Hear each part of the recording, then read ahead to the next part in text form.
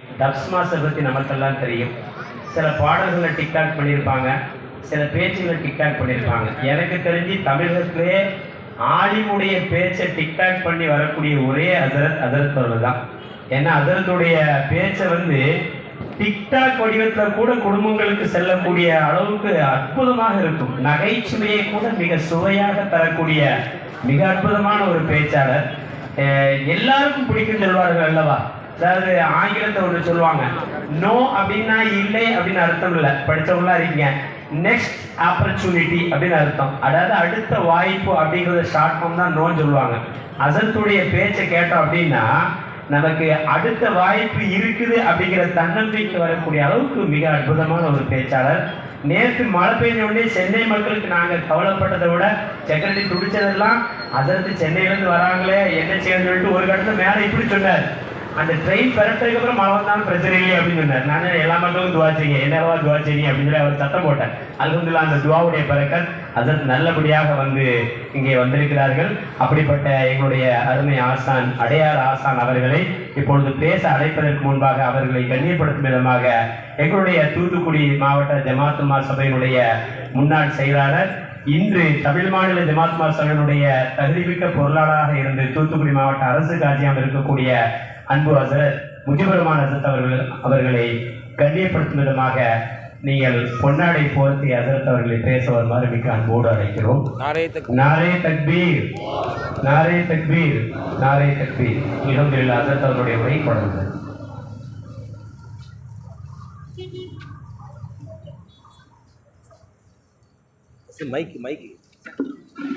Mic set பண்ணி கொடுங்க.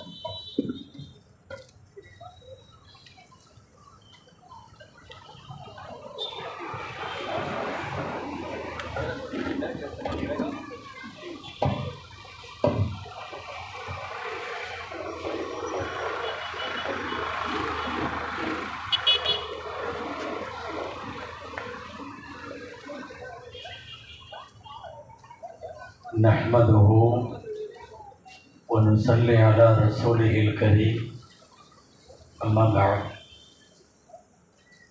फ़क़द क़ाल अल्लाहु सुब्हानहु अज़्ज़ व जल फ़ी कलामिहिल क़दीम वल फ़ुरक़ानिल हमीद अऊज़ु बिल्लाहि मिनश शैतानिर रजीम बिस्मिल्लाहिर रहमानिर रहीम व अहसिन कमा अहसन अल्लाहु इलैक वला तबगिल फसाद फिल अर्द सदक़ल्लाहुल अज़ीम वक़ाल रसूलुल्लाहि सल्लल्लाहु अलैहि वसल्लम अना रहमतुन मुहदातुन औ कमा क़ाल अलैहि ஸலாத்து வஸ்ஸலாம். அளவற்ற அருளாளனும் நிகரற்ற அன்புடையோனுமாகிய எல்லாம் வல்ல இறைவனின் பெயரால் துவங்குகிறேன். அருமை நபிகள் நாயகம் முஹம்மது ரசூலுல்லாஹ் ஸல்லல்லாஹு அலைஹி வஸல்லம் அவர்களின் மீதும் பாக்கியங்கள் நிறைந்த அவர்களுடைய உம்மத்தின் மீதும் குறிப்பாக இந்த உயர்ந்த அரங்கில் இந்த விழாவில் வீற்றிருக்கிற நம் அனைவர் மீதும் எல்லாம் வல்ல இறைவனின் நல்லருள் என்றென்றும் நிறைவாக உண்டாவதாக ஆமீன் என்கிற பிரார்த்தனையோடு கண்ணியத்திற்குரிய விழா தலைவர் ஹசரத் பெருந்தகை அவர்கள், முன்னிலை வகிக்கிற சமுதாய பிரமுகர்கள் மற்றும் சங்கைக்குரிய மார்க்க அறிஞர்கள், விழாவிலே பங்கேற்று உரையாற்றிய சான்றோர்கள், எனக்கு பின்னாலே சமய நல்லிணக்க உரைகள் தர இருக்கிற சகோதர சமயங்களை சார்ந்த அன்பு உள்ளங்கள், தனித்தனியாய் பெயர் சொல்லி தாமதப்படுத்த வேண்டாம் என்பதால் சுருக்கமாய் முடிக்கிறேன். உங்கள் அனைவருக்கும் அத்தனை பேருக்கும் அஸ்ஸலாமு அலைக்கும் வரஹ்மத்துல்லாஹி வபரகாத்துஹு. நாடு முழுக்க நபிகள் நாயகம் ஸல்லல்லாஹு அலைஹி வஸல்லம் பிறந்த மீலாது விழா என்பதை சமீபத்திய சில வருடங்களாகவே சமய நல்லிணக்க விழாவாக ஊர்கள் தோறும் மாவட்டங்கள் தோறும் உலமா சபையினர் நடத்தி வருகிறார்கள். நான் விரிவாக நாட்டிலே நடக்கிற சூழ்நிலைகளை குறித்தெல்லாம் பேச போவதும் இல்லை. இவர் ஏதாவது ஏடாகூடமாக பேசி சுழிக்க வைத்து விடுவாரோ என்கிற கவலையும் உங்களுக்கு தேவையில்லை. அன்பானவர்களே, நாட்டின் நிலவும் சூழ்நிலைக்கு இன்றைக்கு எல்லா விழாக்களையும் விட சமய நல்லிணக்க விழாக்கள் அவசியம் தேவை. ஒரு 25 வருஷத்திற்கு முன்னால் தமிழகத்தில் விழா எடுக்காமலேயே சமய நல்லிணக்கம் இருந்தது. நம்ம விழா வச்சு வான்னு இணக்கத்தை கூப்பிட வேண்டிய அவசியமே இல்லாமல் இணக்கம் தானாகவே வந்தது. எல்லா சமயத்தவர்களும் மாமன் மச்சான்களாய், அண்ணன் தம்பிகளாய், பங்காளிகளாய் உறவு போற்றி வாழ்ந்த பெருமைக்குரிய நிலை தமிழகம். இன்றைக்கும் அது நீடித்து நிற்கிறது என்றாலும் சில பகைமை பாராட்டக்கூடியவர்களால், சில நேரங்களில், சில ஓரங்களில், சில மனிதர்களால் அதற்கு குத்தகம் வருகிற போது மீண்டும் இணக்கத்தை தூக்கி நிறுத்துவதற்கு சமய நல்லிணக்க விழாக்கள் அவசியமாகிறது. அன்பானவர்களே, யாரையாவது பிரிப்பதன் மூலம், யாரோடாவது யாருக்காவது ஒரு சண்டையை ஏற்படுத்துவதன் மூலம் தங்களினுடைய வாழ்வை சில பேர் அமைத்துக் கொள்ளுகிறார்கள் என்றால் அதற்கு எதிர்வினை ஒன்றும் செய்ய வேண்டாம். எல்லா சமயத்தவர்களும் இப்படி மேடையில ஏறி நின்று ஓங்கி ஒழித்து கைகோர்த்து நின்றால் போதும். சப்தம் இல்லாமல் அது பெரிய நல்லிணக்க செய்தியை இந்த நாட்டிற்கு தரும் என்கிற அடிப்படையில் தான் நபிகள் நாயகம் ஸல்லல்லாஹு அலைஹி வஸல்லத்தினுடைய விழாக்களை இப்போது நல்லிணக்க விழாக்களாய் கொண்டாடுகிறார்கள். நீங்கள் கேள்விப்பட்டிருக்கலாம். சமய நல்லிணக்க விழாக்களில் நான் சொல்லுவதும் உண்டு. நல்லவேளை மத நல்லிணக்க விழா என்று போடாமல் சமய நல்லிணக்க விழா என்று போட்டார்கள். சமயம் என்றால் பக்குவப்படுதல் என்று பொருள், பக்குவப்படுத்துதல் என்று பொருள். ஓடியாடி விளையாடுகிற பிள்ளை வாழ்க்கைக்கு தகுதியானால் அவள் வயதுக்கு வருகிற போது சமைத்து விட்டாள் என்று சொல்லுவோம். அப்படின்னா இனிமேல் விளையாட்டுத்தனம் இருக்காது, அவள் பக்குவமாகிவிட்டாள் என்று பொருளாகும். பச்சை காய்கறிகளாக இருப்பதையெல்லாம் நீங்கள் வீட்டில் கொண்டு வந்து வேக வைக்கிற போது சமையல் என்று சொல்லுகிறீர்கள். அதாவது சாப்பிடும் பக்குவத்திற்கு அது வந்துவிட்டது என்று அதற்கு அர்த்தம். சமையல் என்றாலும், சமையல் என்றாலும், சமயம் என்றாலும் இது எல்லாமே பக்குவப்படுவதற்கு அடையாளம். நான் இந்த சமயத்தை பின்பற்றுகிறேன் என்று சொன்னால் அவனை அந்த சமயம் பண்படுத்துகிறது என்று பொருள், பக்குவப்படுத்துகிறது என்று பொருள். நன்றாக நாம் நினைவில் வைக்க வேண்டிய ஒரு செய்தி, எந்த சமயமும் சண்டை போட கற்றுத்தராது. சமய கூறுகளில் சண்டைகள் இருக்காது. ஆனால் சமயத்தை தவறாக பயன்படுத்துகிறது யாராக இருந்தாலும் சரி, அவர்களால் தான் பிரச்சனையை தவிர சமயங்களால் இங்கே பிரச்சனை இல்லை. சமயங்கள் எல்லா காலத்திலும் பண்படுத்துபவை, பக்குவப்படுத்துபவை.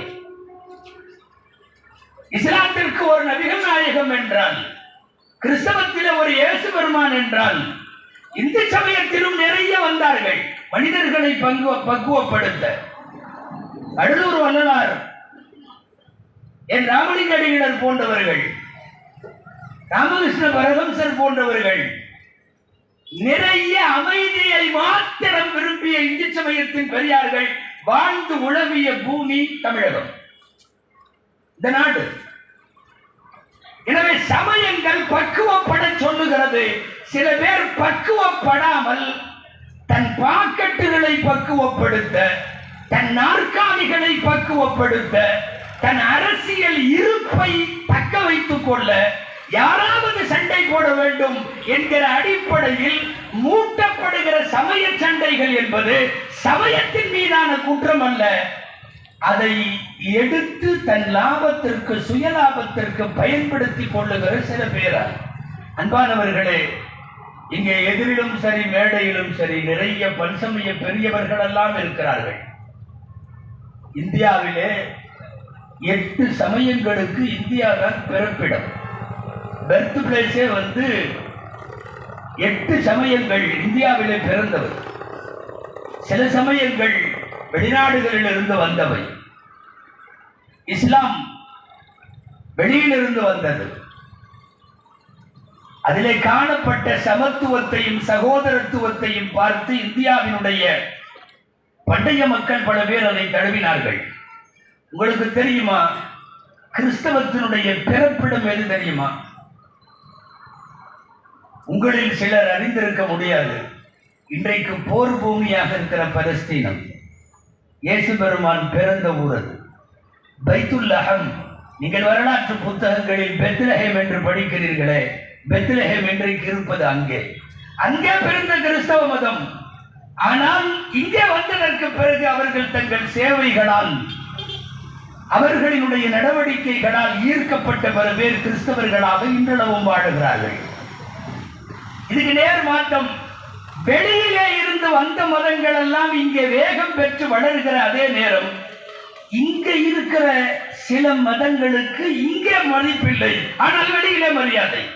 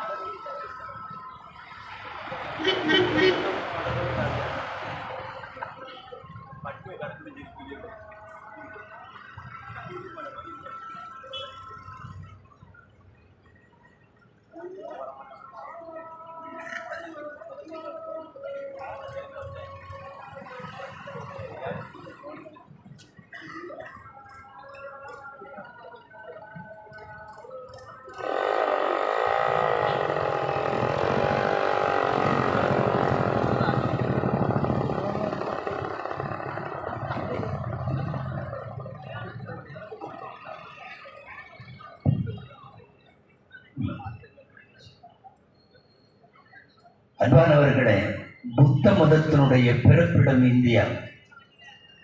இந்தியாவிலே புத்த மதத்தை பின்பற்றுபவர்கள் குறைவு. ஆனால்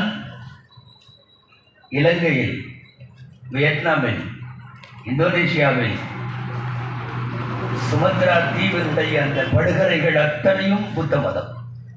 இலங்கையினுடைய சொல்ல போனா ஒரு அபிஷியல் ரிலீஜியன் என்று சொல்லக்கூடிய அளவுக்கு ஆசியாவினுடைய ஓரப்பகுதிகள் எல்லாம் புத்த மதம். ஆனால் புத்த மதம் பிறந்த இடமான இந்தியாவிலே அவ்வளவு பெரிய வரவேற்பை பெறவில்லை. நான் சொல்ல வருவது, எங்கிருந்து வேண்டுமானாலும் மதம் வரட்டும், படித்தவர்கள் அவரவர்கள் தங்களின் சமயம் எது ஈர்க்கப்பட்டதோ அதை பின்பற்றுகிறார்கள். ஒரு சமயத்தை பின்பற்றுவது ஒரு மனிதனுக்கான உரிமை. அவன் என்ன பின்பற்ற வேண்டும், அவன் என்ன வணக்கம் செய்ய வேண்டும், அவன் என்ன சாப்பிட வேண்டும், என்ன உடுத்த வேண்டும், அவனுடைய தனி மனித உரிமை. எந்த காலத்திலேயும் சமயங்கள் சண்டைக்கு வந்துவிடக் கூடாது என்பதற்காகத்தான் இந்தியாவினுடைய பாரத தேசத்தினுடைய மூத்த குடிமக்கள் 40களிலே வாழ்ந்த இந்த நாட்டினுடைய அறிவுஜீவிகள் எல்லாம் சேர்ந்து நமக்கு அமைத்து தந்த அரசியலமைப்பு சட்டம். இந்த வாரத்திலே தான் கான்ஸ்டிடியூஷன் டே கொண்டாடப்பட்டது இல்லையா? சமீபத்தில் ஒரு 2-3 நாட்களுக்கு முன்னாலே கான்ஸ்டிடியூஷன் டே, அரசியல் அமைப்பு. இந்தியாவினுடைய கான்ஸ்டிடியூஷனுடைய பேசிக் ஸ்ட்ரக்சர் என்று சொல்லுகிறோம் அல்லவா, அடிப்படை கட்டமைப்பு. இந்தியாவின் அடிப்படை கட்டமைப்பை ஒரு வரையில் சொல் என்று கேட்டால் செகுலரிசம் என்பதுதான் பேசிக் கான்ஸ்டிடியூஷன் ஸ்ட்ரக்சரே. அதுதான் செகுலரிசம். செகுலரிசத்துக்கு அர்த்தம் என்ன தெரியுமா? அரசுக்கு மதம் இல்லை, கவர்மெண்ட்டுக்கு மதம் கிடையாது, மக்களுக்கெல்லாம் மதம் இருக்கிறது. நான் முஸ்லிம், இவர் இந்து, அவர் கிறிஸ்தவர், நம்ம எல்லோருக்கும் மதம் இருக்கிறது. ஆனால் நம்ம எல்லாம் ஆட்சி செய்கிற அரசியலமைப்பு சட்டத்திற்கு மதம் கிடையாது, சமயம் கிடையாது, அரசுக்கும் சமயம் கிடையாது. சமய சார்பு இல்லாம, ஏன்னா ஒரு பக்கம் சாய்ந்தால் நாடு கலவரமாகும், நாட்டின் நிலவரம் மோசமாகும். அப்படி ஒரு டிபெண்டட் கவர்மெண்ட் இருந்துவிடக் கூடாது என்பதில், ஒரு சாய்வு நிலை வந்துவிடக் கூடாது என்பதில் நம்முடைய பெரியவர்கள் கவனம் செலுத்தி அமைத்து தந்ததுதான் இந்தியாவினுடைய கான்ஸ்டிடியூஷன், சமய சார்பற்ற தன்மை. அன்பானவர்களே, எல்லாரும் நபிகள் நாயகத்தினுடைய விழாவிலே பேசிக் கொண்டிருக்கிற போது நான் நபிகள் நாயகம் ஸல்லல்லாஹு அலைஹி வஸல்லம் அவர்கள் முன்னெடுத்த இணக்கம், ஏன் அவர்களின் விழா இதற்கு தகுதி பெறுகிறது என்பதையெல்லாம் சில வரிகளில் சொல்லித்தான் ஆக வேண்டும். நபிகள் நாயகம் எந்த மாதிரி அமைதியை விரும்பிய தலைவர், ஏன்னா குற்றச்சாட்டை சர்வசாதாரணமா சர்வதேச அளவிலே தொடர்ந்து சொல்லிக் கொண்டே இருக்கிறார். அதனாலே அப்படிப்பட்ட விஷமத்தனமான கருத்துக்களை பரப்புவர்களுக்கு நபிகள் நாயகம் யார் என்று சொல்ல வேண்டும். அதாவது நபிகள் நாயகம் வருகைக்கு முந்தைய அரபு நாடு நல்லா தெரிஞ்சுக்கணும், அவங்க எல்லாம் சாப்பிடாம கூட இருந்துருவாங்க, சண்டை போடாம இருக்க மாட்டாங்க. சண்டை எப்போதும் நடக்கும். சண்டை இல்லாம இருந்தா நம்ம சொல்லுவோம் இல்லையா, கையெல்லாம் பரபரங்குது. அவனுக்கு அந்த வாழை எடுக்கலைன்னா சாப்பாடு இறங்காது. ஏதாவது சண்டை போடணும். குலப்பெருமைக்கோ கோத்திர பெருமைக்கோ கொள்ளையடிப்பதற்கோ எவன் சொத்தையாவது எடுப்பதற்கோ நானா நீயா என்று காட்டுவதற்கோ மொத்தத்தில் சண்டை சமூகம் அது. அந்த சண்டை சமூகத்திலே பிறக்கிறது இந்த முஹம்மது என்கிற சமாதான புறா. என்ன செய்கிறார்கள் தெரியுமா? சண்டை போட்டவனை எல்லாம் கூப்பிட்டு சமரச பேச்சுவார்த்தை. மக்காவிலும் 13 வருஷம் அதுதான் நடந்தது, மதீனாவிலேயும் 10 வருஷம் அதுதான் நடந்தது. 500 வருஷமாக தங்களுக்குள் மோதி கொண்டிருக்கிற 2 தரப்பாரை அழைத்து மீண்டும் மீண்டும் அமர்ந்து பேசி முடித்து அவர்கள் சகோதரர்களாக மாறிப்போன விந்தை முஹம்மது என்கிற அற்புதத்தினுடைய ஒரு மிகப்பெரிய சான்று. முஹம்மதுவால் மட்டும்தான் அது சாத்தியப்பட்டது. எப்படிப்பட்ட சண்டைக்காரனையும் கை கொடுக்க வைத்து விடுகிற, தோளில் கை போட்டு விடுகிற, சண்டையை ஓய்த்த, சண்டை இல்லாத அமைதி பூமி என்று நபிகளார் வருகைக்கு பின் அந்த பூமி மாறி போனதல்லவா. அதனால்தான் மீலாத விழா என்கிற நபிகள் நாயகத்தின் பிறப்பு விழா நல்லிணக்க விழாவிற்கு தகுதியாகிறது. இன்னொன்றும் சொல்ல வேண்டும், எபெருமானார் ஸல்லல்லாஹு அலைஹி வஸல்லம், ஏன்னா நிறைய பேர் வரலாறுலேயே தப்பா எழுதி வைக்கிறான். நபிகள் நாயகம் நிறைய வன்முறையெல்லாம் செஞ்ச தலைவருங்கிறான். இஸ்லாம் வாளால் பரவியதுன்னு எழுதி வச்சிருக்கான் சில பேர். ப்ரொஃபசர் கே ஹிட்டின்னு ஒருத்தர் இருக்கார், மிகப்பெரிய ஆய்வாளர், கிறிஸ்தவ பேரறிஞர், ஆய்வாளர், வரலாற்று ஆய்வாளர். அவர் இஸ்லாம் அட் த கிராஸ் ரோடு அப்படின்னு ஒரு புத்தகம். இந்த புத்தகத்தில் அவர் எழுதுறாரு, இந்த பூமியில 800 வருஷமா ஒரு பொய் சொல்றானுங்க. 800 வருஷமா என்ன பொய்னா இஸ்லாம் வாழால் பரவியதுன்னு சொல்லி பொதுவா ஒரு தியரி இருக்கு நாட்டுப்புறத்துல. என்னன்னா ஒரு பொய்யை திரும்ப திரும்ப சொல்லிட்டே இருந்தா உண்மையா திரும்ப திரும்ப நல்லா தாங்க ரோட்ல ஒருத்தர் போயிட்டு இருப்பாரு, இன்னில உட்கார்ந்து இருக்கிறவன் என்ன உன் மூஞ்சி ஒரு மாதிரி இருக்குமா, நல்லா தான் இருந்திருக்கும், கிளப்பி விடுவான் அவனா. அவர் டிஸ்டர்ப் ஆக மாட்டார். அப்போ கொஞ்சம் தூரம் போன உடனே இன்னொருத்தனும் அதை ஏன் என்னாச்சும்மா, முகம் சரியில்லையம்மா, லேசாக டவுட் வரும். இப்படியே இங்கே தெருவை கிடக்கிறதுக்குள்ள 10 பேரும் உன் மூஞ்சி சரியில்லைன்ட்டான்னா அவன் நேராக கண்ணாடி முன்னாடி போய் நின்றுவான். என்ன ஆச்சு நமக்கு? ஒரு பொய்யை திரும்ப திரும்ப சொல்லுவதால் ஓரளவு உண்மையாகிவிட முடியும் என்கிற இந்த ஒரு சித்தாந்தத்திலே வாழால் பரவியதுங்கிறான். நான் பொது சமூகத்திடம் ஒரு செய்தி வைக்கிறேன். பெருமானார் ஸல்லல்லாஹு அலைஹி வஸல்லம் என்கிற நபிகள் நாயகம் போரிலே பங்கேற்றார்கள். உண்மை. மொத்த வாழ்க்கை 63 வருஷம். 63 வருஷ வாழ்க்கையில் 55வது வயது வரை கையில வாழ தூக்கவே இல்லை. ஏன்னா ஒரு மனிதனுடைய வாழ்க்கையில 63 வருஷம், 55வது வயசு வரைக்கும் எந்த யுத்தத்துக்கும் போகல, எந்த சண்டையும் நடக்கல, எந்த வாளையும் கையில் எடுக்கல. முதலாக அவர்கள் தற்காப்புக்காக வேண்டி தன்னை மீண்டும் மீண்டும் அடிப்பவனிடம் இனிமேல் குடியக்கூடாது என்று முடிவெடுத்து கொட்டை கொட்டை குடிவது கோழைத்தனத்திற்கு அடையாளம் என்று சொல்லி மைதானத்திற்கு அவர்கள் வருகிற போது வயசு 55, அந்த இடத்திற்கு பத்ரு மைதானம் என்று பெயர். ரசூலுல்லாஹ்வுடைய வாழ்க்கையில சந்திச்ச முதல் போர் அது. நான் கேட்கிற 63 வருஷத்துல 55 வயசு வரைக்கும் சண்டை போடுறவனை எல்லாம் கூப்பிட்டு சமாதானம் பேசிட்டே இருந்த ஒருத்தர் தற்பாதுகாப்புக்காக வேண்டி தள்ளாடுகிற முதுமையை தொட்டுவிட்ட இறப்பை நெருங்கி கொண்டிருக்கிற காலத்தில் வாள் எடுத்து கொண்டு வந்தார்னா இவன் உடனே வாளால் பரவி என்ற வரலாறு எவ்வளவு தூரம் அது புனைவு என்று நமக்கு புரிய வேண்டும், எவ்வளவு தூரம் அது ஒரு இட்டு கட்டப்பட்ட செய்தி என்பது புரிய வேண்டும். சண்டை பூமியை சமாதானமாய் ஆக்கியதால் நபிகள் நாயகம் விழா மட்டும்தான் அந்த இணக்கத்திற்கு தகுதியான விழா என்பதை நான் அழுத்தமாய் இந்த வேளையில் பதிவு செய்வேன். அன்பானவர்களே, நபிகள் நாயகம் வாழுகிறார்கள். அவர்கள் வாழுகிற அதே ஊர் சிலைகளை வணங்கக்கூடிய முஷ்ரிக்குகள் என்று சொல்லக்கூடியவர்கள் வாழுகிறார்கள்.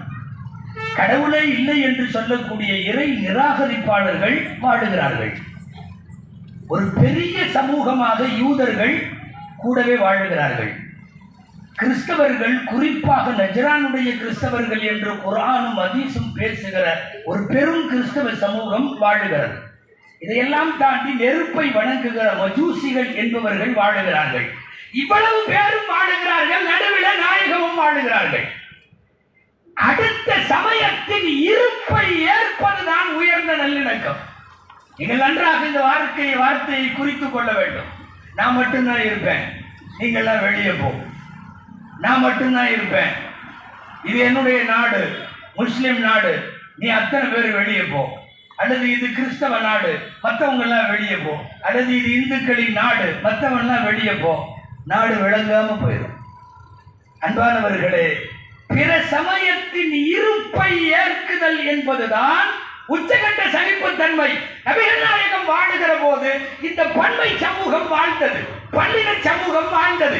யூதர்கள் அவர்கள் மதச்சட்டப்படி வாழ்ந்தார்கள், கிறிஸ்தவர்கள் அவர்களுடைய தேவாலயங்களில் வழிபாடு நடத்தி அவர்கள் வாழ்ந்தார்கள், மஜூசிகள் நெருப்பை வணங்கினார்கள். எல்லாம் எப்படி நடக்கும்?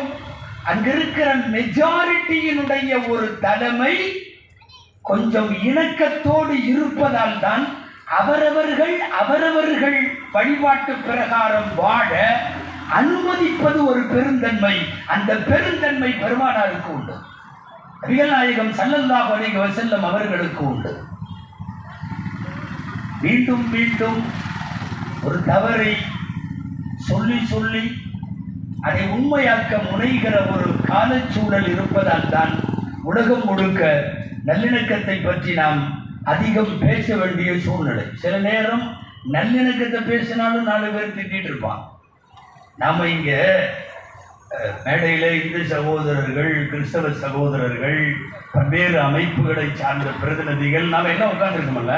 இதே மாதிரி வேற ஒரு இடத்துல 4 பேர் உட்கார்ந்து திட்டிட்டு இருப்பான். இவங்கெல்லாம் ஏன் ஒன்னா உட்கார்றானுங்க? ஏன்னா ஒன்னா உட்கார்ந்தா அவங்களுடைய முன்னேற்றத்துக்கு ஏதாவது பிரச்சனையா இருக்கலாம். இவங்க நம்ம ஒன்னா உட்கார்றதுங்கிறது அவங்களுக்கு பிடிக்க மாட்டேங்குது. மீண்டும் மீண்டும் இவர்களெல்லாம் இணையக்கூடாது என்பதில் கவனம் செலுத்துகிற தீய சக்திகளுக்கு இடையில் இணைவோம். இந்த நாட்டில் எல்லா சமயத்தவர்களும் சொல்லிக் கொடுத்தது போல் இந்த நாட்டில் இருக்கிற எங்களுக்குள்ள பாகுபாடு இல்லை. சமயங்கள்ல நாங்க அண்ணன் தம்பிகள். எங்கள் பிரியாணியை சாப்பிடுகிற அந்த சமயத்தை சார்ந்தவர்களும் அவர்களின் பலகாரங்களை சாப்பிடுகிற முஸ்லிம் பாய்களும் இன்றைக்கும் இருக்கிறார்கள். ரம்ஜான் வர்றதுக்கு முன்னாடியே அட்வான்ஸ் புக்கிங் 1 மாசத்துக்கு முன்னாடியே பாய் மறந்துடாத சொல்லி வைக்கிற ஆட்கள் எங்களிலே இருக்கிறார்கள். உன் பண்டிகையின் போது என்னை நீ கவனிக்கவில்லை என்று பேசக்கூடிய பெருந்தன்மைக்குரிய சகோதரர்கள் இங்கே இருக்கிறார்கள். இந்த நாட்டிலே அந்த நாடு இந்த நாடு, அந்த மொழி இந்த மொழி, அந்த ஜாதி இந்த ஜாதி, இந்த நிறம் எல்லாவற்றையும் தாண்டி ஒரு இந்தியாவின் இணக்க சமூகம் இன்றைக்கும் வாழுகிறது. சிந்து நதியின் விசை நிலவினிலே சேரணன் நாட்டிலும் பெண்களுடனே சுந்தர தெலுங்கினில் பாட்டி செய்து தோணிகள் ஓட்டி விளையாடி வருவோம் பாடியவன் பாரதி. இந்தியாவினுடைய தேசிய ஒருமைப்பாட்டை இணக்கத்தை உலகத்திற்கே அறைகோல் விடுப்பான். கங்கை நதிபுரத்து கோதுமை பண்டம் காவிரி வெற்றிலைக்கு நாங்கள் மாறுபடுவோம். எங்கோ விளையும் பொருள் இங்கே வந்து விற்பனைக்கு வரும். இங்கே தயாராகிற பொருள் அங்கே கொண்டு போய் எங்கள் நாட்டின் கடைக்கோடியில இருப்பவன் அனுபவிப்பான். ஒரு பல்லின சமூகம் இந்தியாவில் எப்படி இணக்கத்தோடு வாழ முடியும் என்பதை நம்முடைய சமய பெரியவர்கள் எல்லாம் நமக்கு சொல்லி இருக்கிறார்கள். நாங்க எங்க போட்டு இணக்கத்தை கெடுக்கிற சூழ்நிலையோ வன்முறையை விரும்புகிற சூழ்நிலையோ நிச்சயம் இல்லை. குறிப்பாக நான் தமிழ் சூழலில் சொல்லுகிறேன். தமிழக முஸ்லிம்கள் மிகவும் அமைதியை விரும்புகிற பெருமக்கள். தமிழகத்தில் இருக்கின்ற அமைதியை விரும்புகிற இந்து சமயத்தை சகோதரர்களும் மிகவும் அமைதியை விரும்புகிற கிறிஸ்தவ சகோதரர்களும் நன்றாகத்தான் நாங்கள் வாழுகிறோம். தயவு செய்து சொல்லுகிறோம், சண்டையை விரும்பும் யாரும் இடையில வராதில்லை. எல்லாருமே அவன் மதத்தை தூக்கிட்டு இது எங்க நாடுன்னு சொல்ல ஆரம்பிச்சேன்னா எங்க போறது? நம்ம ஆரம்பத்தில் அறிமுகப்படுத்துறப்போ அசீம் மஸ்லை சொன்னாரு, அசத்தோட பயானை டிக்டாக் பண்றாங்க. வேற ஒன்றும் டிக்டாக் பண்ணல, மெயினா ஒரே ஒரு 2 வரியை டிக்டாக் பண்ணி அது ரொம்ப வைரல் ஆச்சு. என்னன்னா, எங்களை எல்லாம் பாகிஸ்தானுக்கு போன்னு சொல்லிட்டே இருக்கியே, எங்களுக்கு என்ன மாமியா கூட அங்க இருக்குதுன்னு கேட்டேன். இல்ல உண்மை நான் இன்றைக்கும் கேட்கிறேன், எங்களுக்கு என்ன மாமன் மச்சானா மாமியா ஊடா? நாங்க எதுக்கு போகணும்? இந்த நாட்டினுடைய இந்திய ரத்தம் எங்கள்கிட்ட இருக்கு. 200-250 வருஷ காலம் சுதந்திர போராட்டத்திற்கு இந்த நாட்டில் போராடியவனாங்க. நான் அங்க போறதுக்காக இங்க பாடுபட்டேன். உங்களுக்கெல்லாம் தெரியுமா, இங்கே ஆலிம்கள் சேர்ந்து நடத்துகிறார்கள். இவர்களுக்கு உலமாக்கள் என்று பெயர். மசூதிகளிலே இவர்கள் தலைப்பாகை கட்டி தலைமை தாங்கி வழிபாடுகளை தலைமை ஏற்று நடத்தி தருவார்கள். 40 to 47 வரைக்கும் இந்த பள்ளிவாசல்களில் இமாம்களாக மசூதிகளில் மதகுருக்களாக இருப்பவர்கள் செய்த வேலை என்ன தெரியுமா? 47 நேரத்தில் சொல்றேன், முன்னாடி விடுதலைக்கு பேசினார்கள். 47 நேரத்திலும் அதை ஒட்டிய 48-49 நேரத்தில் என்ன பேசினாங்க தெரியுமா? நாடு எப்படி பிரிந்தாலும் நாம் வேற எங்கேயும் போகக்கூடாது, இந்தியாவில் தான் இருக்கணும். இதை பேசியது உலமா பெருமக்கள். நாங்கள் தான் இன்னைக்கு வரைக்கும் நல்லிணக்கத்தையும் பேசுகிறோம். எங்களுடைய மசூதிகளில் இருக்கிற நாங்கள் உரையாற்றுகிற மெம்பர் படி என்று சொல்லுகிற அந்த படிக்கட்டு 47-48 எல்லாம் என்ன பேசிச்சு தெரியுமா? பாகிஸ்தானுக்கு போகாதீர்கள், இந்திய மண், இந்த மண் நம்முடைய மண், இந்த மண்ணின் இரத்தத்தோடும் உணர்வோடும் உதரத்தோடும் எல்லாத்திலையும் நமக்கு தொடர்பு இருக்கிறது, போக வேண்டாம் என்று நாங்கள் பேசியதற்கு பிறகு இன்னைக்கு நீ 90க்கு பின்னாடி வந்து நின்றுகிட்டு ஏறத்தாழ 70-75 ஆண்டு கால சுதந்திர இந்தியாவை நாங்கள் கடந்ததற்கு பிறகு நீ அங்க போ நீ இங்க போனா நாடு விளங்குமா? அன்பானவர்களே, தேவை நல்லிணக்கம். அந்த இணக்கம் எல்லாரையும் இருத்தி அனுசரித்து போவது. நிறைய பேர் குரான்ல அப்படி இருக்கா இப்படி இருக்கா என்று நினைக்கிறார்கள். நான் ஒரு 2 வசனம் மாத்திரம் குரான்ல, இந்த மாநாட்டின் சமய நல்லிணக்கம் என்பது வெற்றியாக வேண்டும், அதற்காக சொல்லுகிறேன். குரான்ல உள்ள ஒரு வசனம் இது. மன் கதல நஃப்ஸன் பிகைரி நஃப்ஸின் அவ் ஃபஸாதின் ஃபில் அர்த் ஃபகஅன்னமா கதல الناس ஜமீஆ. உலகத்தில் ஒரே ஒரு உயிரை எவனாவது கொலை செய்தால், நியாயம் இல்லாமல் ஒரு உயிரை கொலை செய்தால், ஃபகஅன்னமா கதல الناس ஜமீஆ, அவன் உலகத்தையே கொன்றவனை போல. இந்த குரானிலே இருக்க ஒரு கொலை அகிலத்தையே கொலை செய்தவன். அடுத்த வரியில் அல்லாஹ் பேசுகிறான், ஒரே ஒரு உயிருக்கு யாராவது வாழ்வு கொடுத்தான், ஒரு உயிரை வாழ வைத்தான், அவன் அகில உலகத்தில் இருக்கிற எல்லா மானுடத்தையும் வாழ வைத்தவனை போல என்று பேசுகிற குர்ஆனை தான் நாங்கள் கையில வைத்திருக்கிறோம். வர்றவனை எல்லாம் அடி, வர்றவனை எல்லாம் போடு, வர்றவனை எல்லாம் திட்டு, நாட்டில் இரத்த களரி உண்டு, எங்களுக்கும் அதற்கும் சம்பந்தம் இல்லை. திட்டமிட்ட பிரச்சாரங்கள் எப்பவுமே தொடர்ந்து, நான் ஆரம்பத்தில் சொன்ன மாதிரி ஒரே பொய்யை திரும்ப திரும்ப சொல்றேன். பயங்கரவாதின்னு சொல்லி, அன்பானவர்களை நான் நிறைய தடவை சொல்லியிருக்கேன். பஸ்லாம் நான் போனால் நம்ம பஸ்லாம் எவனும் உட்காரவே மாட்டேங்கிறான். தாடி வேற கொஞ்சம் பெருசாக இருக்கா, தொப்பி வேற போட்டுருக்கிறோமா, உட்காந்து திருநெல்வேலியில் ஏறுறோன்னு வைங்களேன், முதல் வரையும் போகணுமில்ல, பக்கத்தில் சீட்டு காலியாக இருக்கு, நின்றுட்டே வர்றான் காலி. சார் இங்கே வாழணும், நம்ம சொல்கிறத பார்த்தா நான் கொஞ்ச நாள் வாழணுங்கிற மாதிரி இருக்கு. அதாவது முடிவே பண்ணிட்டானுவோம், நம்ம பாக்கெட்டில் எப்போவுமே குண்டு வச்சுட்டே இருக்கும் போல தெரியுது. ஏதாவது பாய் சொல்ல முடியாது, உள்ளுக்குள்ள கத்தி எடுத்து டபக்குன்னு ஓடுற பஸ்ஸில் குத்திடுவார் போல தெரியுது. அன்பானவர்களை நான் நகைச்சுவைக்கு சொல்லலை, மாறி மாறி செய்யப்படுகிற தவறான பிரச்சாரம் எந்த காலத்தில் அப்படி இணக்கத்திற்கு விரோதிகளாய் சுதந்திர இந்தியாவில் கிட்டத்தட்ட 75 வருஷத்தை நாங்கள் தாண்டி விட்டோம். இன்றைக்கு வரையும் இரத்தம் சிந்தாமல், பகமை இல்லாமல் ஒரு சமாதான இந்தியா வேண்டும் என்பதில் போராடி கொண்டிருக்கிறோம். அதற்குத்தான் நாங்கள் எங்களுடைய சமுதாய தலைவரின் விழாவை கொண்டு வந்து மசூதியில் வைக்காமல் நடுத்தருவில் வைத்து இணக்கத்திற்காக வேண்டி எல்லாரையும் கூப்பிடுகிறோம். உங்களுக்கு தெரியுமா, ஆலயங்களில் மசூதிகளை வழிநடத்துகிற இந்த மார்க்க அறிஞர்கள் என்று சொல்லக்கூடிய உலமா பெருமக்கள், ஈது பெருநாள் வரும், பண்டிகை வரும், ரம்ஜான் முடிந்தவுடன் ஈத் மிலன் என்று சொல்லி ஒன்று வைப்போம்.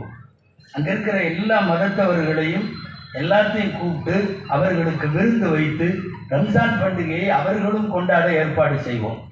உங்களுக்கு தெரியுமா, சுதந்திர தின விழா வரும், குடியரசு தின விழா வரும், எங்கள் பள்ளிவாசல்களில் கொடியேற்றுவோம். பள்ளிவாசல்கள் மட்டுமல்ல, பள்ளிவாசலை ஒட்டி இருக்கக்கூடிய அரபி கற்றுக் கொடுக்கக்கூடிய கல்விக்கூடங்கள், அதில் எல்லாம் கொடியேற்றுவோம். கொடி ஏற்றுகிற போது நாங்கள் எல்லாரும் இருப்போம்.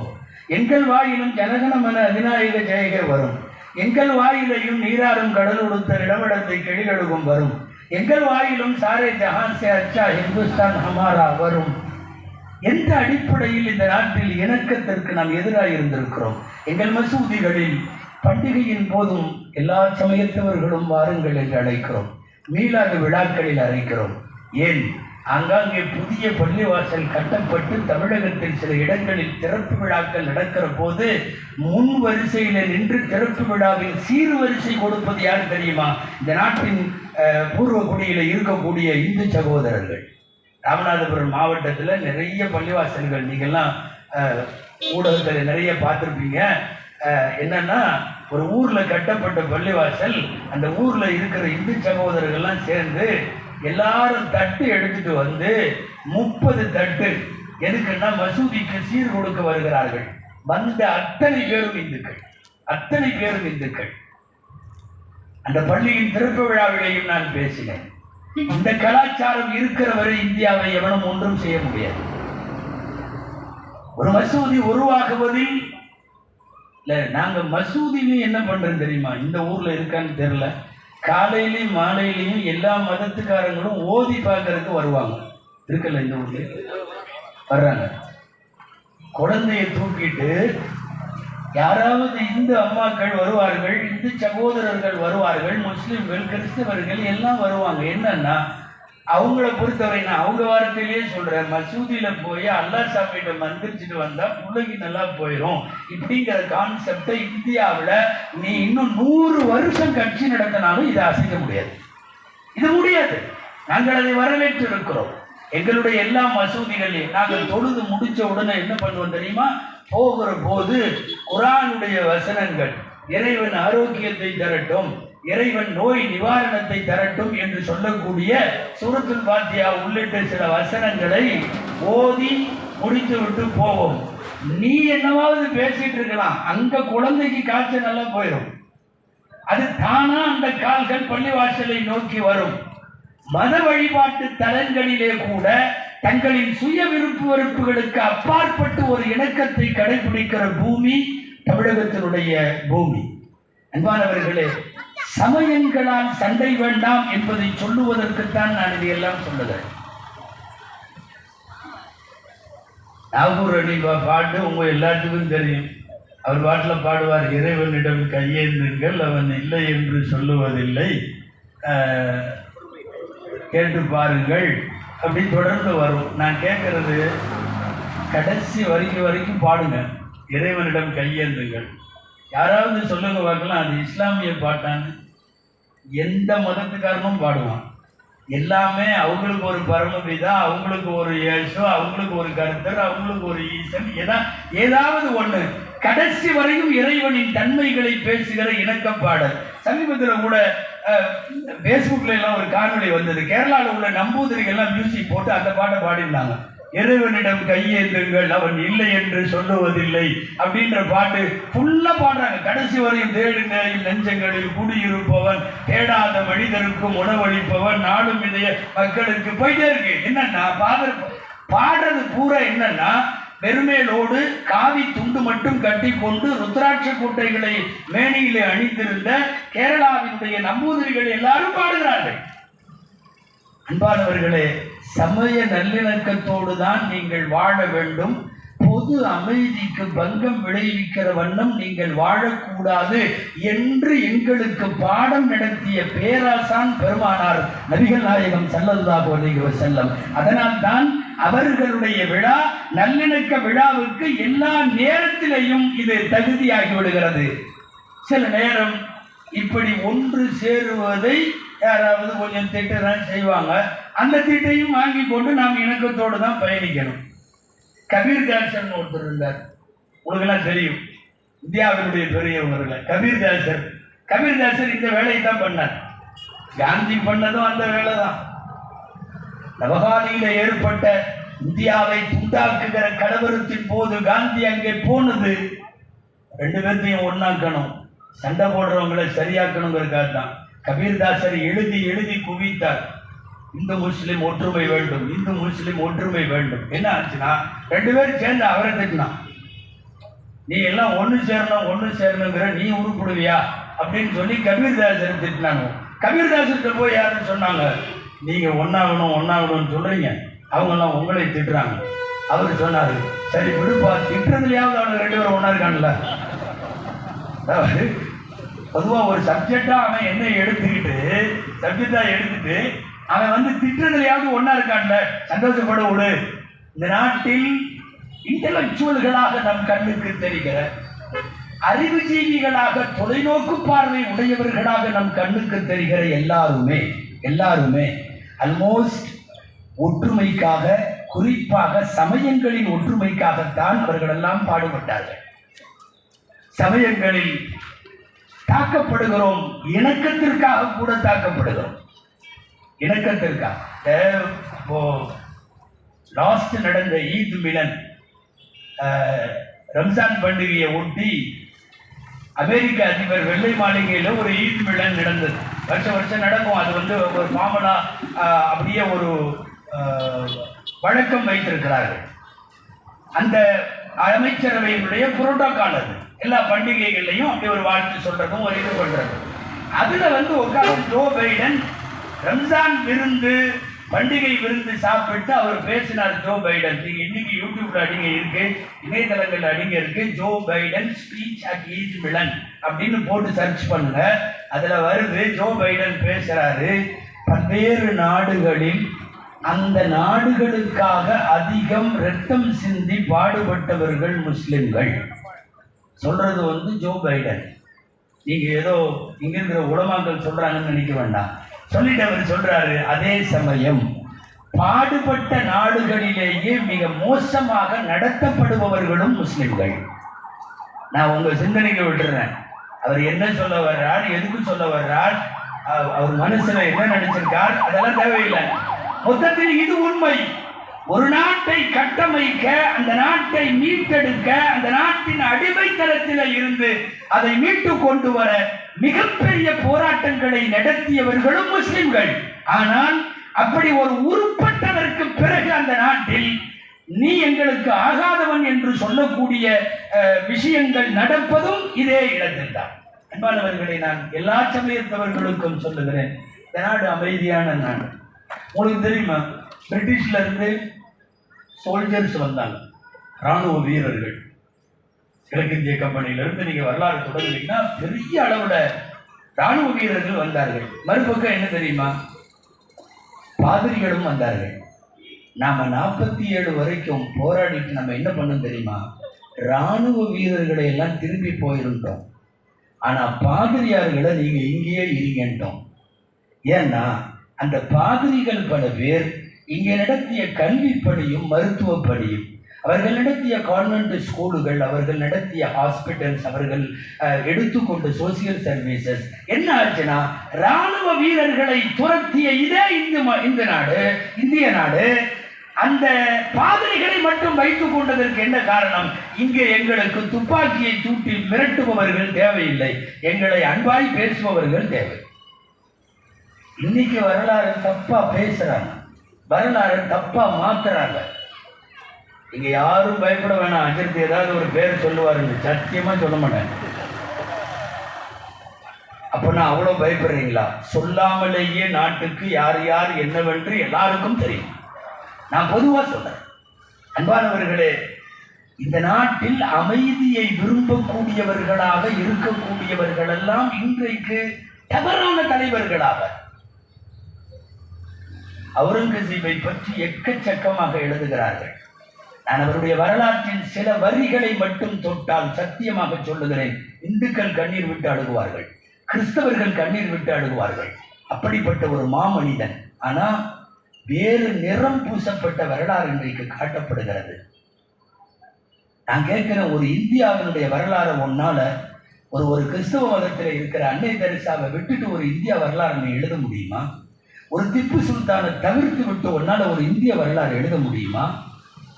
ஆனால் அவர்களெல்லாம் கூட இன்றைக்கு துரோகிகளாக சித்தரிக்கப்படுகிற அவலம் வருகிற போதுதான் சமய நல்லிணக்க மேடைகளுக்கு இன்றைக்கு அவசியம் வந்திருக்கிறது. திப்பு சுல்தான் சொல்ல போன பிறந்தது தமிழகத்தில், தெரியுமா? கர்நாடகத்துக்காரர் என்று தூக்கி வைத்துக் கொள்ளாதீர்கள். BM அவர்களுடைய தாயார் கர்ப்பஸ்திரியாக இருக்கிற போது நாடு பிடிக்கிற போர்கள் செய்து கொண்டு வந்த ஹைதர் அலி ஆற்காட்டுக்கு பக்கத்துல இன்னைக்கும் திப்பு சாஹிப் தர்கா அப்படின்னு அங்க ஒரு தர்கா இருக்கு. தர்காவுக்கு பேர் திப்பு சாஹிப் தர்கா. நீங்க தர்கால திப்பு அடங்கிருக்காருன்னு நினைச்சுக்க வேணாம். அந்த தர்காவுல திடீர்னு பிரசவ வழி வந்த உடனே அந்த அம்மாவை கொண்டு போய் அந்த தர்காக்குள்ள உட்கார வச்சாங்க. திப்பு சுல்தானுடைய அம்மாவை சொல்றேன் நான். பிரசவ வழி அங்கே வந்து அந்த தர்காவின் வளாகத்திலே தான் பிள்ளை பெற்றெடுத்தவுடன் ஹைதர் அலி இங்க அடங்கி இருக்கிற ஒரு பேர் என்னன்னு கேட்டாங்க. இவர் திப்பு மஸ்தான் தர்கான்னு சொன்ன உடனே திப்புன்னு சொல்லி தன் மகனுக்கு பிறந்த உடனே பெயர் வைத்த இடம் தமிழகத்தின் வடார்காடு மாவட்டம். இந்த நாட்டில் இந்த மண்ணுக்கு சொந்தக்காரர்கள் கடைசி வரை துரோகத்தால் கொல்லப்பட்டவன் திப்பு சுல்தான். வரலாறுகள்ல நிறைய பெரியவங்களை சொல்லிட்டே வந்தன. தொழுநோயாளிகள் பக்கத்துல எவனும் போக மாட்டாங்கிற நேரத்துல போய் அவன் தொழுநோயை ரத்தத்தையும் வழியும் சீழையும் சுத்தப்படுத்தி கட்டு போட்டு அவனுக்கு சோறு ஊட்டி விட்டது அன்னை தெரசா. தெரசாவின் வரலாறுகளை நான் படித்திருக்கிறேன்.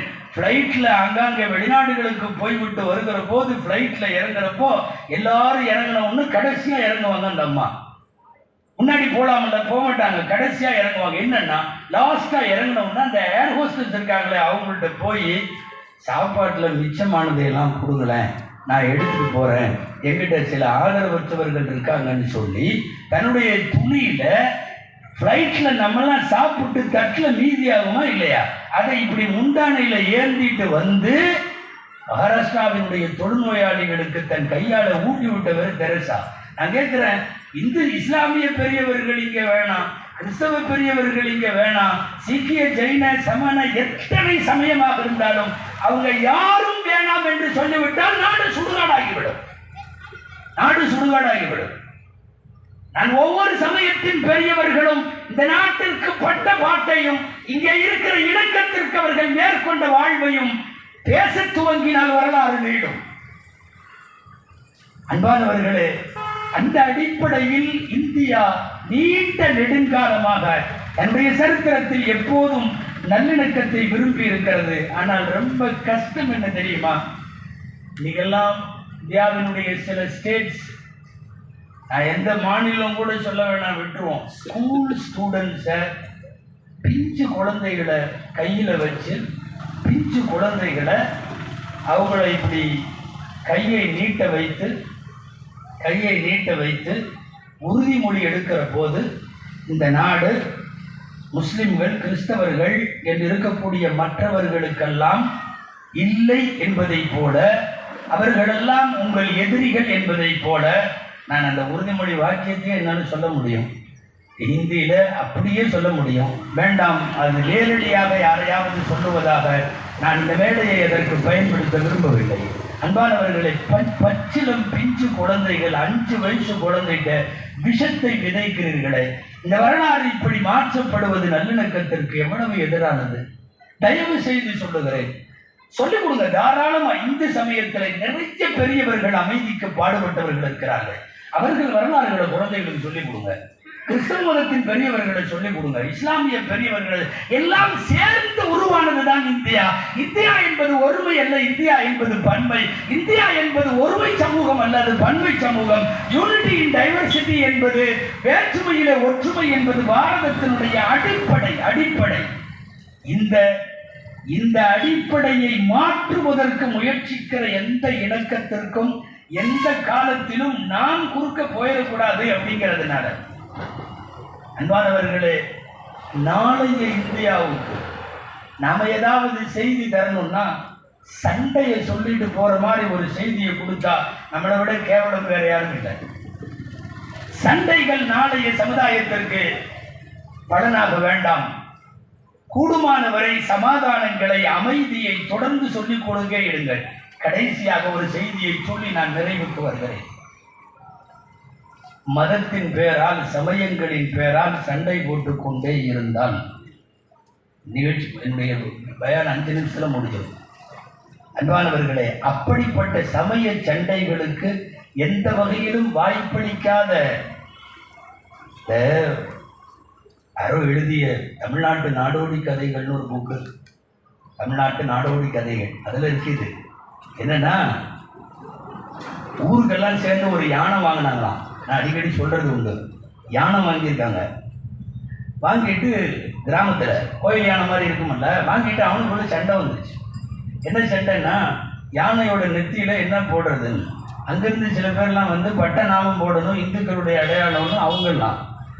இவங்க கிறிஸ்தவர்கள்லாம் சில பேர் இந்த பக்கம் வந்து நின்று யானையோட இதில் வந்து அந்த சிலுவை குறி போடணும்னு இவங்க. அதுக்கப்புறம் நம்மளுங்க கிரசன்ட் என்னமோ பிறை அதை போடணும்னு சொல்லி இதுங்க. இவங்கெல்லாம் பேசிட்டு இருக்கிறத யானை பொறுமையாக கேட்டுச்சு. காலையில் எஸ்கேப் ஆயிடுச்சு. எதுங்க? யானை எஸ்கேப். இவனுக்கு என்னமோ பண்ண போகிறானுங்க. ஏன்னா இவன் கண்டிப்பாக சண்டை போடுறதுலையே தெரியுது அப்படின்னு சொல்லி அது போயிடுச்சு. அது போனதுக்கப்புறம் அதே மரத்தடியில் உட்காந்து சில பேர் பேசிட்டு இருந்தானா தெரியுமா, யானை மதம் முடிச்சு ஓடிடுச்சுன்னு சொல்லியிருக்கான். மதம் முடிச்சுன்னா யானைக்கு வெறி வருமல்ல, சாது மிரண்டால் காடு உள்ள அந்த வெறி வந்தா யானை ஓடுமல்ல, அந்த மாதிரி மதம் முடிச்சு ஓடிடுச்சு. விவரமான ஒரு ஆள் சொன்னாராம், மதம் பிடிக்காததுனால போயிடுச்சு. மதம் முடிச்சு போகல, மதம் பிடிக்கல, நீ போடுற மதத்தின் சண்டை பிடிக்கல.